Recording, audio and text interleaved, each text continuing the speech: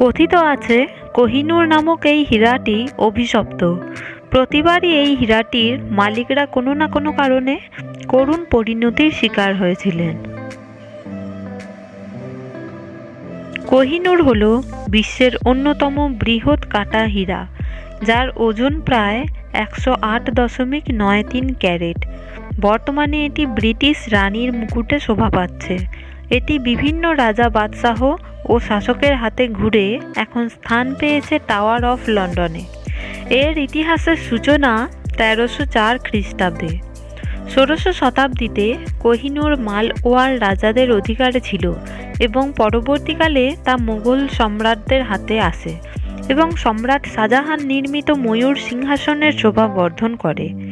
মুঘল সাম্রাজ্য যখন বিক্ষিপ্ত ও ধ্বংসের দ্বার প্রান্তে, তখন নাদির শাহকে আমন্ত্রণ জানানো হয় মুসলিম শাসনের গৌরবোজ্জ্বল দিন ফিরিয়ে আনতে সহায়তা করতে, কিন্তু তাকে প্রতিশ্রুত অর্থ না দিয়ে প্রতারণার আশ্রয় নেওয়া হয়।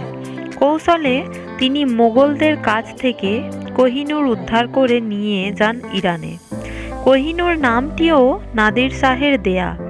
নাদির শাহ নিহত হবার পর কোহিনূর আসে আফগানিস্তান সম্রাট হুমায়ুনের পুত্রের কাছে। পাঞ্জাবের মহারাজা রণজিৎ সিং আফগান শাসকের নিকট থেকে কোহিনূর হীরা পেয়েছিলেন।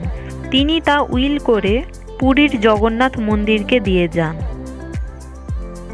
দ্বিতীয় ব্রিটিশ শিখ যুদ্ধের পর শিখদের হারিয়ে ব্রিটিশরা শিখ সাম্রাজ্য দখল করে। তার জন্য লর্ড ডালহৌসি লাহোরের শেষ চুক্তি তৈরি করেন। সেই চুক্তিতেই কোহিনূর সহ মহারাজার যাবতীয় সম্পদ, ইংরেজদের রাজ্য, ইংল্যান্ডের মহারানী ভিক্টোরিয়াকে সমর্পণের কথা বলা হয়েছিল।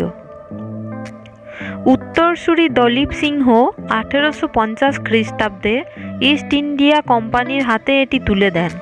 শেষ পর্যন্ত সেটি আনুষ্ঠানিকভাবে 1850 খ্রিস্টাব্দে তুলে দেন রানী ভিক্টোরিয়ার হাতে। 108.93 ক্যারেট ওজন বিশিষ্ট কোহিনূর প্রথমে রানী ভিক্টোরিয়া ব্যবহার করতেন তার হাতে। এরপর সেটি স্থান পায় ব্রিটিশ মুকুটে। 1850-এ দলীপ সিংহ ছিলেন নাবালক।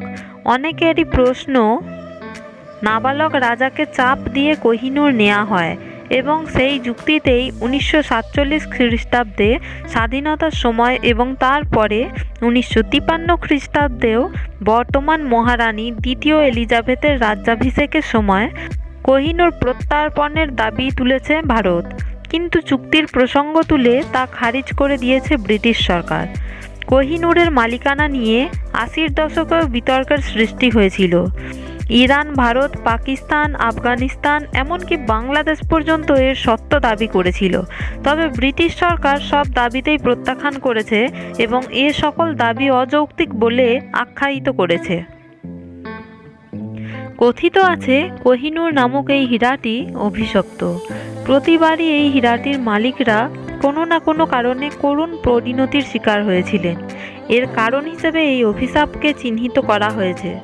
ব্রিটিশ পরিবারের এই হীরাটির মালিকানা প্রাপ্তির পর তৎকালীন রানী ভিক্টোরিয়া একটি আইন জারির মাধ্যমে এটি ঘোষণা করেছিলেন যে শুধুমাত্র রাজপরিবারের রানীরাই এই হীরাটি তাদের মুকুটে ব্যবহার করতে পারবেন, রাজারা নয়।